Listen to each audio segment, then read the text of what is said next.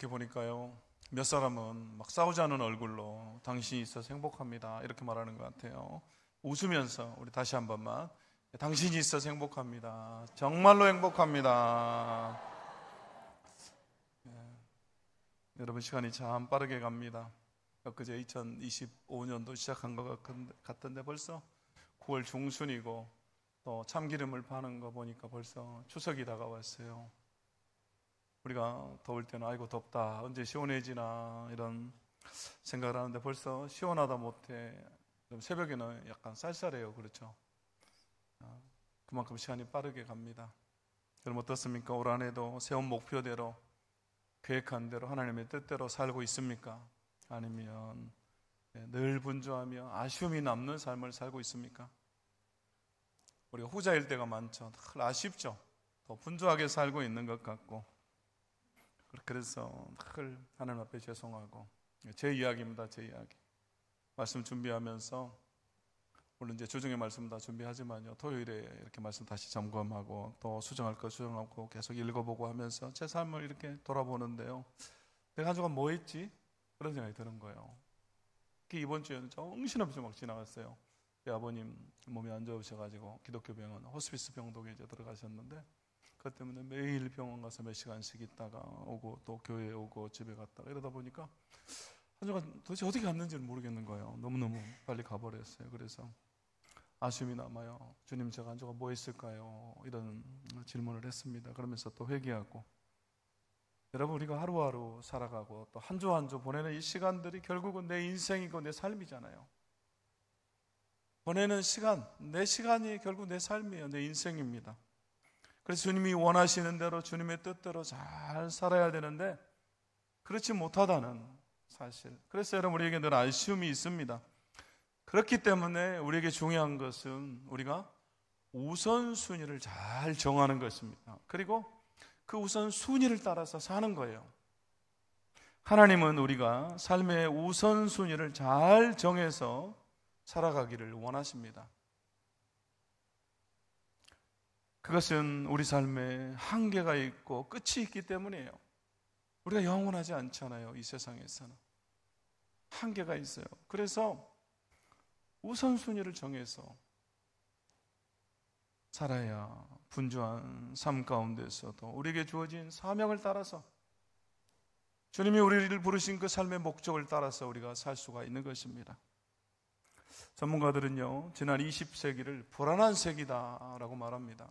그것은 지난 세기에 전 세계가 1차 세계대전, 2차 세계대전과 같은 큰 전쟁을 통해서 격동의 세월을 보냈기 때문에 불안한 세기다, 20세기는 그렇게 말해요. 그리고 우리가 지금 살고 있는 21세기를 향해서는 우울의 세기다, 우울한 세대다 이렇게 말해요. 그래서 세계보건기구 WHO에서요, 우울증이 21세기 세계 인류에게 가장 큰 부담을 줄 3대 질병 중에 하나다 이렇게 말합니다. 그러면 우리 시대가, 우리가 살고 있는 지금 21세기가 이렇게 우울한 시대가 되었는가? 여러 이유가 있을 수 있지만 그중 가장 대표적인 것 중에 하나는 바로 우리가 인생의 의미와 목적을 잃어버린 채 살아가고 있다는 것입니다. 지금 우리는 그 어떤 시대보다도 발전되고 부유한 삶을 살고 있습니다. 소위 첨단의 삶을 살고 있어요. 그래서 여러분, 우리가 스마트폰 하나만 가지고도 지금은 뭐든지 다 할 수가 있잖아요. 그러면 저는 지도를 너무너무 좋아해요. 지도.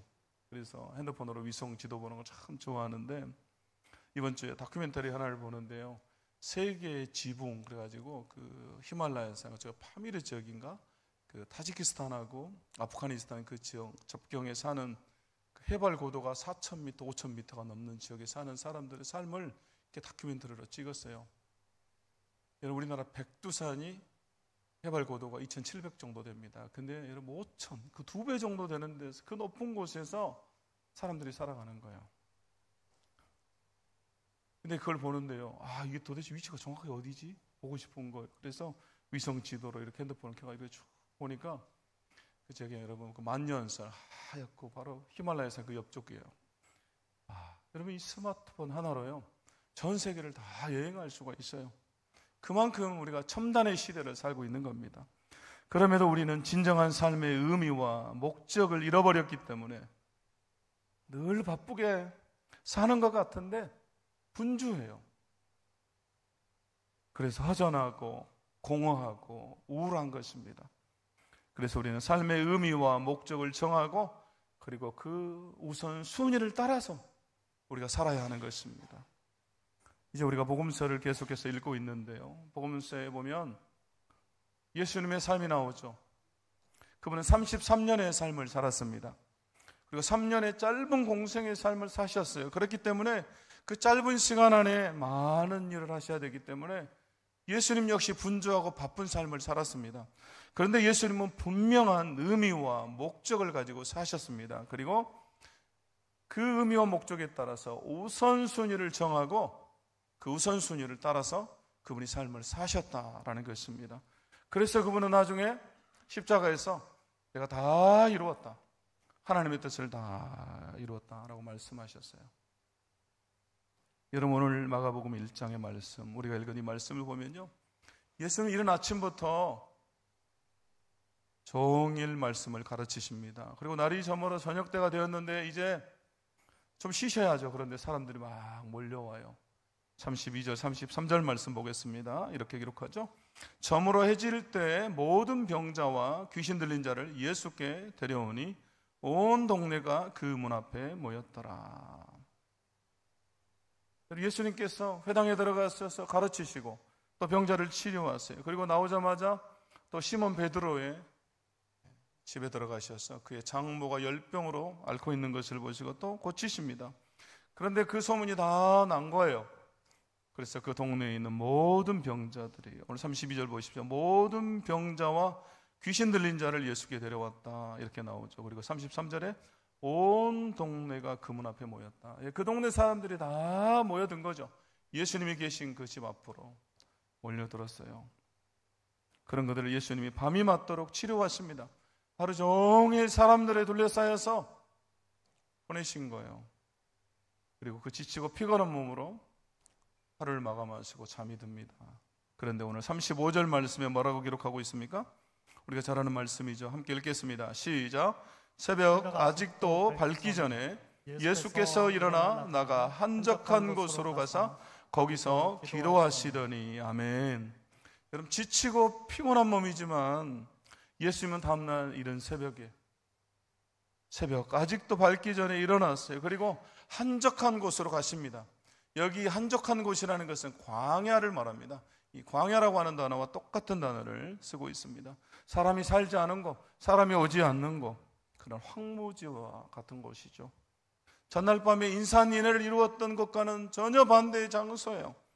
너무나 대조적이죠. 아무도 찾지 않는 그곳에서 예수님은 은밀하고 조용하게 주님을 만나시죠. 예수님이 그곳을 찾은 이유는 바로 기도하시기 위해서입니다. 거기서 기도하시더니라고 성경이 기록했어요. 예수님은 기도로 하나님과 교제하시고 하나님과의 관계를 새롭게 하신 것입니다. 그리고 하나님의 음성을 듣고 영적인 힘을 공급받아서 그리고 삶의 방향을 정하시고 살아가시는 거예요. 결국 하나님과의 친밀한 교제를 위해서 홀로 아무도 없는 한적한 곳 광야로 가신 것입니다. 우리 예수님에게 기도는 최우선순위였던 것입니다. 여러분, 그분에게 사역보다 앞선 것은 기도예요. 하나님과의 친밀한 교제였습니다. 그분에게 사람을 만나고 일을 하기 전에 먼저 하나님 만나는 것이 더 중요했습니다. 그리고 그 시간들이 쌓이고 쌓여서 그분의 삶의 목적인 십자가에까지 이룰 수가 있었던 것입니다. 사랑하는 성도 여러분, 우리도 역시 마찬가지입니다. 기도가 우리 삶의 최우선순위가 되어야 하는 것입니다. 하나님과의 친밀한 교제가 우리 삶의 최우선순위, 삶의 목적이 돼야 돼요. 그래서 사역보다도 앞선 것이 기도가 하나님과의 교제가 돼야 됩니다. 내 일, 직장보다 여러분 앞선 것도 기도 하나님과의 교제가 돼야 됩니다. 사람들과 만나는 것보다 더 중요한 것, 저는 그것도 역시 기도 하나님과의 교제가 돼야 됩니다. 저는 여러분의 아멘을 기다리고 있습니다. 감사합니다. 여러분, 사역보다, 일보다 사람을 만나는 것보다 더 앞선 것, 더 중요한 게 뭐라고요? 기도다. 하나님과 교제하는 것입니다. 매일매일 하나님과의 관계를 새롭게 하는 것. 여러분, 이것이 중요해요. 믿습니까? 여러분, 그래야 우리를 부르신 주님의 뜻대로, 삶의 목적대로 우리가 살 수 있는 것입니다. 여러분이 주님을 떠나서는 살 수 없는 존재들이에요. 우린 주님이 힘 주셔야만 살 수 있는 그런 존재들입니다. 그래서 요한복음 15장 5절에서 6절 말씀 보면 그렇게 말씀하죠. 함께 읽습니다. 시작. 나는 포도나무요 너희는 가지라. 그가 내 안에 내가 그 안에 거하면 사람이 열매를 많이 맺나니 나를 떠나서는 너희가 아무것도 할 수 없음이라. 사람이 내 안에 거하지 아니하면 가지처럼 밖에 버려져 마르나니 사람들이 그것을 모아다가 불에 던져 사르느니라. 아멘. 나를 떠나서는 너희가 아무것도 할 수 없습니다. 아무것도 할 수 없어요. 예수님을 떠나며 여러분이 아무것도 할 수 없는 존재예요. 결국 우리는 날마다 주님 안에 거해야 됩니다. 그래서 여러분 기도해야 되고 주님과 교제해야 되고 영적인 호흡을 해야 하는 것입니다. 여러분, 이것이 우리의 우선순위예요. 여러분, 우리가 어떤 사람에 대해서 알고 싶을 때 그 사람이 어떤 사람인지 알려면요, 그 사람의 우선순위에 대해서 우리가 알면 그 사람이 어떤 사람인지 가장 잘 알 수가 있습니다. 어떤 사람은 자녀가 우선순위예요. 그래서 자녀 위주로 살아요. 또 어떤 사람은 돈이 우선이에요. 그래서 여러분 돈 하면서 살아요. 또 어떤 사람은 건강이, 가족이, 명예가, 우정이, 친구가 중요해요. 사실 여러분 이거 다 중요하죠. 그러나 우리가 그리스도인이기 때문에, 우리가 하나님 믿는 사람들이기 때문에 우리에게 가장 중요한 분은 하나님이죠. 하나님이 우선이에요. 우리가 하나님보다 이것들을 더 사랑해서는 안 되는 것입니다. 결국 하나님이 우선인 사람, 하나님의 나라가 우선인 사람은 기도의 우선순위를 두고 하나님과 교제하면서 살아가는 것입니다. 또 말씀의 우선순위를 두고 영의 양식을 날마다 먹으면서 살아가는 것입니다. 또 예배의 우선순위를 두고 하나님을 경배하며 살아가는 것입니다. 여러분, 이게 하나님의 우선순위인 사람의 특징이죠. 기도와 말씀과 예배를 통해서 하나님을 만나는 거죠. 스코틀랜드의 성경학자인 앤드류 보나 목사님이요, 세 가지 생활 원칙을 정해서 그분이 살아가는데요, 그분이 이렇게 정했습니다. 첫 번째, 예수 그리스도와 대화하기 전에는 어떤 사람과도 말하지 않는다. 두 번째, 무릎을 꿇고 두 손을 모으기 전에는 그 손으로 아무것도 하지 않는다. 세 번째, 성경을 읽기 전에는 어떤 글도 읽지 않는다. 여러분 어떤 것 같습니까? 이 세 가지를 여러분이 지키기 어려울 것 같습니까? 쉬울 것 같습니까? 어려울 것 같아요? 근데 또 막상 여러분 해보려고 하면 어려울 수도 있지만 또 쉬울 수도 있습니다. 왜냐하면 우선순위를 잘 정하면. 여러분 이게 무슨 말입니까? 여러분 기도보다, 말씀보다 앞서지 않겠다 그 말이잖아요. 그죠? 예수 그리스도와 대화하는 게 기도잖아요. 그래서 예수님과 대화하기 전에 어떤 말도 하지 않겠다. 무릎을 꿇고 두 손을 모으기 전에는 내가 이 손으로 아무것도 하지 않는다. 또 성경을 읽기 전에는 어떤 글도 읽지 않는다. 여러분 어려운 것 같지만 여기에 우선순위를 두면요, 그렇게 또 어렵지도 않아요. 그래서 내가 기도보다 말씀보다 성령보다 내가 앞서지 않겠다, 이런 결단하는 거죠. 사랑하는 성도 여러분, 거칠고 험한 바다 위에서 힘겹게 항해하는 우리에게, 매일매일 살아가는 우리에게 주님이 묻습니다. 우리의 우선순위가 무엇인지, 너의 삶의 우선순위가 무엇이니, 너는 무엇을 위해 그렇게 분주하게 살고 있니? 라고 우리에게 묻습니다.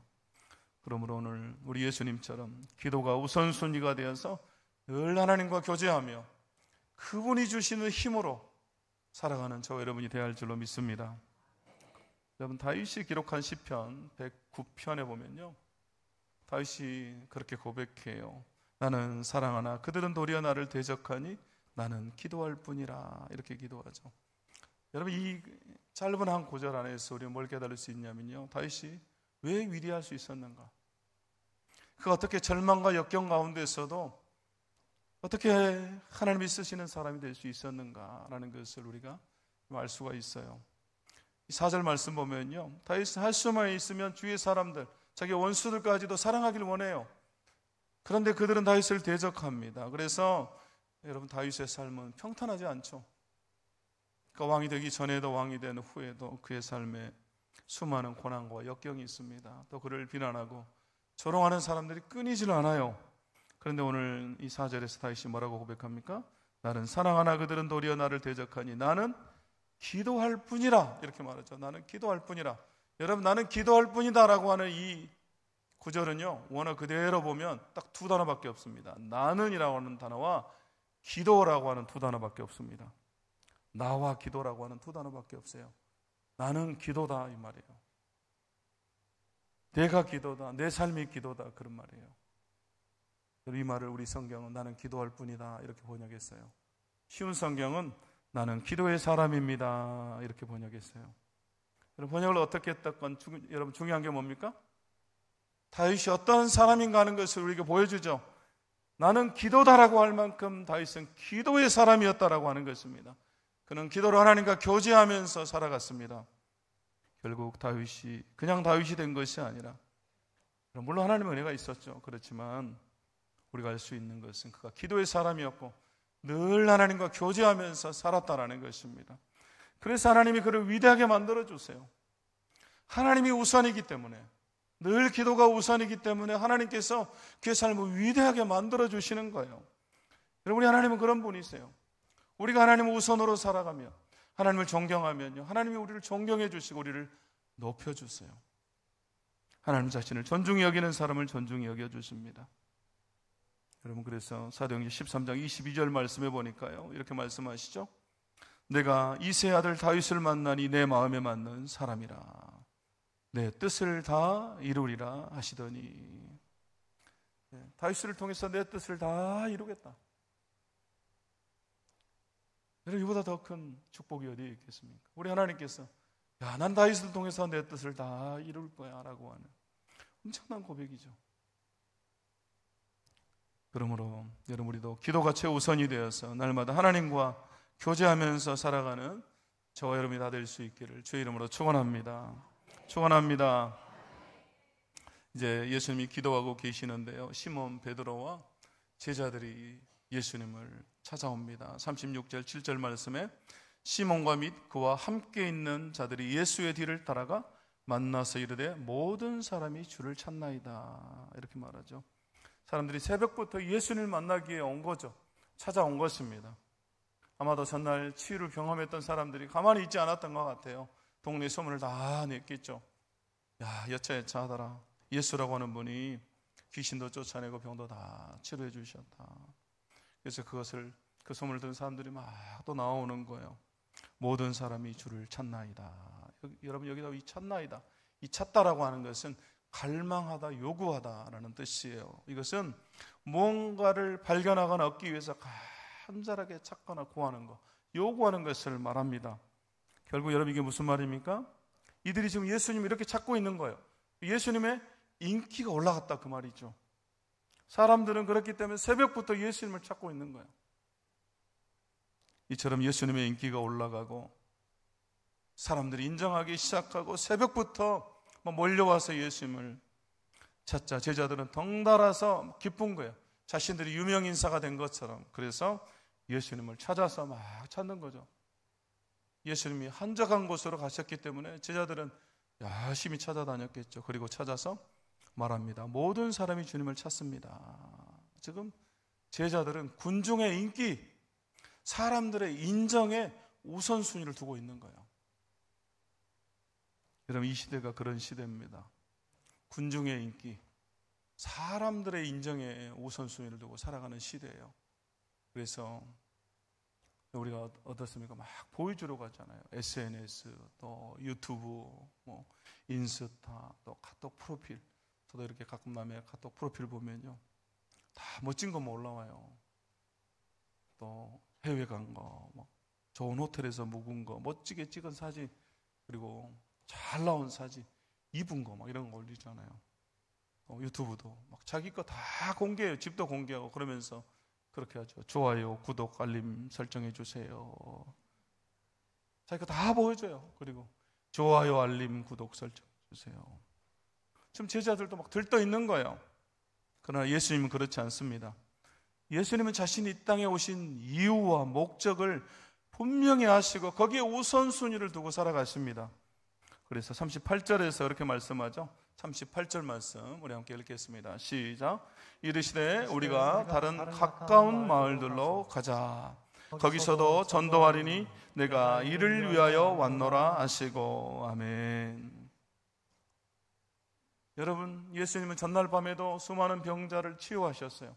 그리고 또 몰려온 사람들을 치유하셔야 됩니다. 또 제자들의 요청도 있습니다. 그런데도 다 뿌리치시고 그곳을 떠나 복음을 듣지 않은 다른 마을들로 가자라고 말씀하십니다.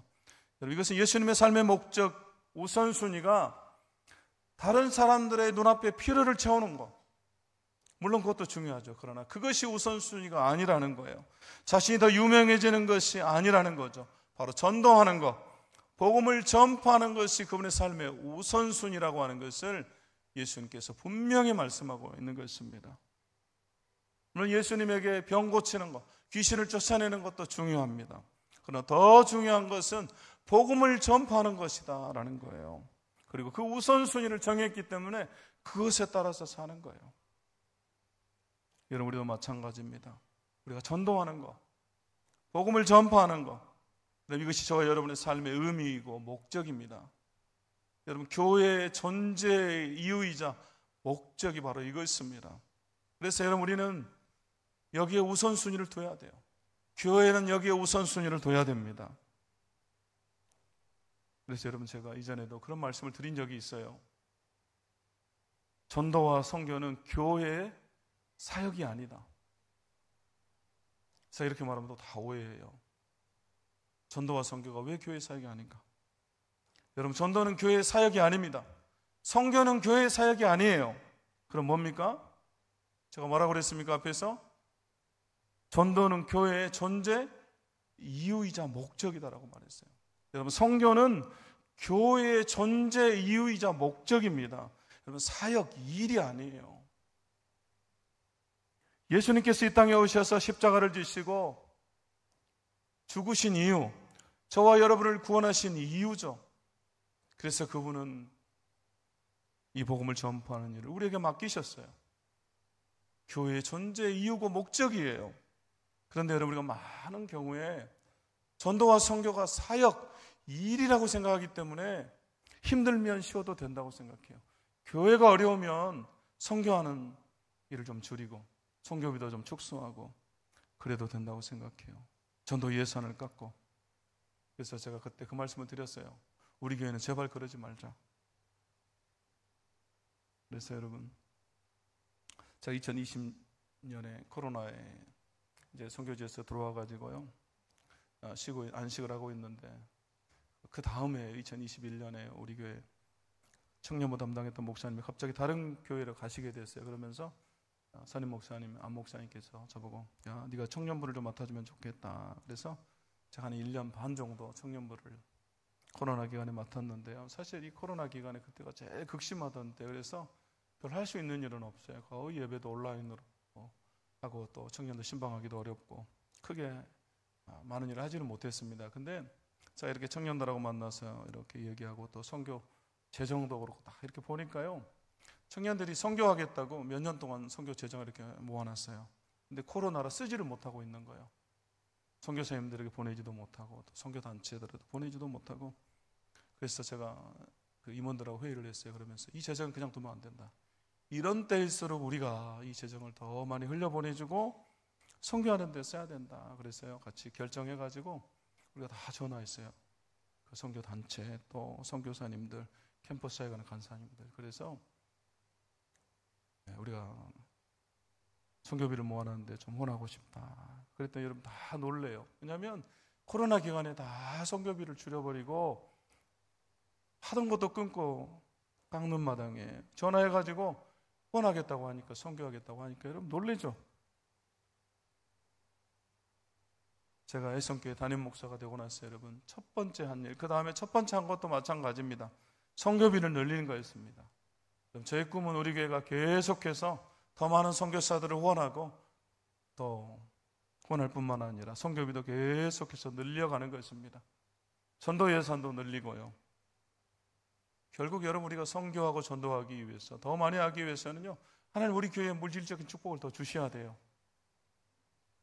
그러려면 또 여러분이 더 복을 받아야죠. 여러분 일터와 가정이, 여러분의 사업체가 더 잘 돼야 돼요. 그래야 여러분이 선교헌금하고 우리 교회가 더 많이 선교할 거 아닙니까? 결국 여러분이 복받는 비결이에요. 성도들이 복받는 비결입니다, 이것이.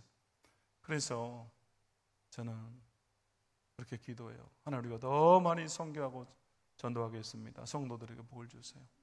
가정과 일터에 복을 주세요. 기도해요. 여러분, 전도는 하나님의 마음이고 선교는 하나님의 꿈입니다. 여러분, 이 말은 사실 제가 한 말은 아니에요. 오늘 이렇게 하영조 목사님 책에 이렇게 최근에 이렇게 보니까요, 이분이 계속해서 이 말을 하세요. 전도는 하나님의 마음이고 선교는 하나님의 꿈이다. 이 말이 너무 좋아가지고 제 말로 만들었어요. 이제 돌아가시고 안 계시잖아요. 그래서 이제 내 말 해야 되겠다. 바울은 디모데전서 2장 4절에서 이렇게 말합니다.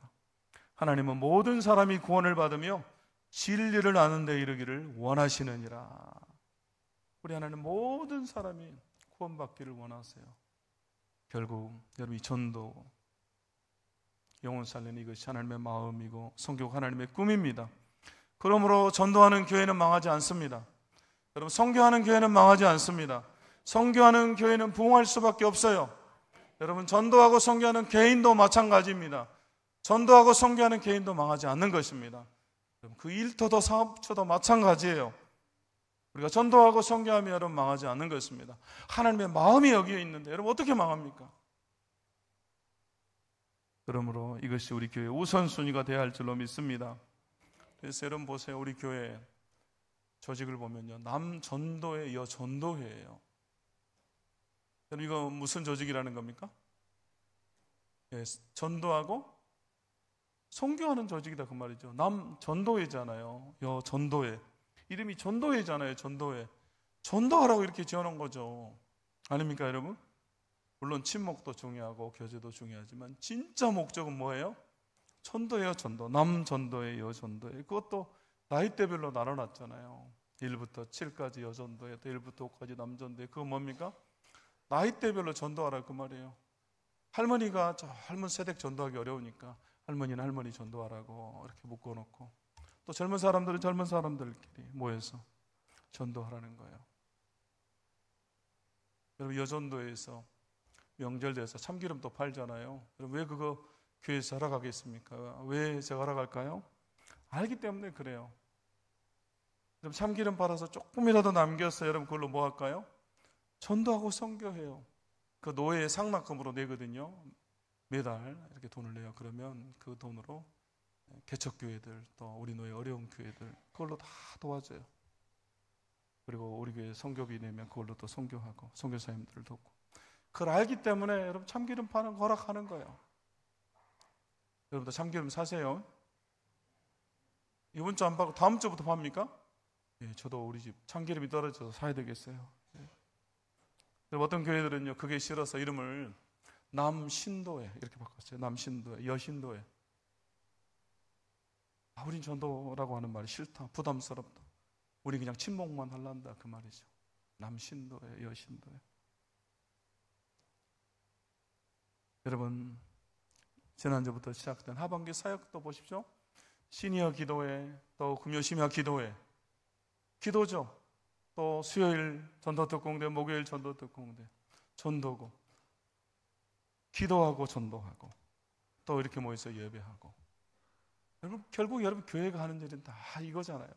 전도하고, 영혼 살리고, 기도하고, 또 예배하고. 이게 거의 다 합니다, 여러분, 교회가 하는 일이. 그래서 모이면 우리가 예배하고, 흩어지면 전도하고. 그러므로 우리가 오늘 예수님의 본을 받아서 전도하며 복음을 전파하는 일이 우리 삶의 목적이 되고 이유가 되고 우리 삶의 가장 우선순위가 되어야 할 줄로 믿습니다. 그러면 여러분, 하나님이 우리 삶을 책임져 주세요. 여러분, 우리에게 이 믿음이 필요하죠. 마태복음 6장 33절에서 이렇게 말씀합니다. 함께 읽겠습니다. 시작. 그런즉 너희는 먼저 그의 나라와 그의 의를 구하라. 그리하면 이 모든 것을 너희에게 더하시리라. 아멘. 이 모든 것을 너희에게 더하신다. 바로 세상의 필요죠.